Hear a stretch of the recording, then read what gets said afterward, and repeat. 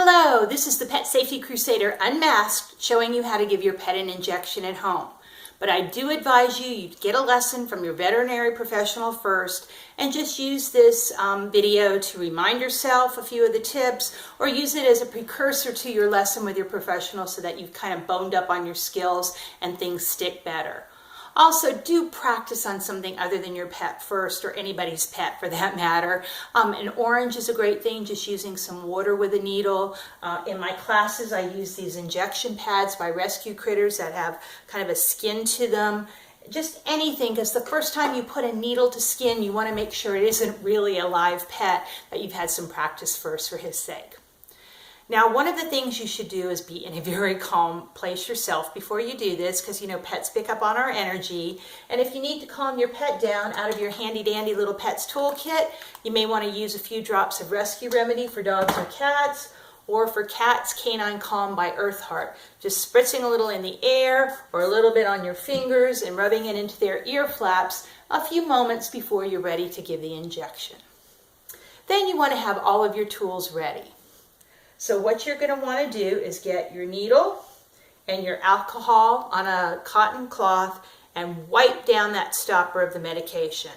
Please have read everything thoroughly so that you know you're using the right medication, it isn't expired, and you know exactly how much to draw into the needle. You then want to remove the cap and, holding the bottle at about a 45-degree angle, injecting into the rubber stopper, and then drawing out more medication than you actually need. Watch those little lines to see that you have enough, and then hitting the plunger, press some back into the bottle until you have the exact dose. That should help eliminate any air bubbles.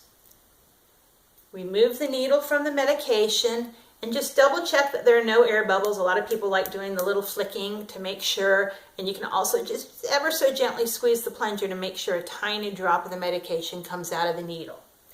You then want to recap the needle until you're ready with the pet so that nobody gets stuck in the meantime. When you've got your pet in a nice location, once again with a little bit of alcohol, clean the area just so we're not contaminating anything with germs.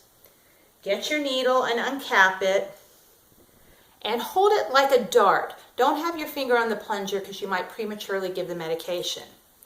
You're going to then grab a fold of skin and, holding it like a dart, inserting into the skin, making sure, of course, not to get your own fingers.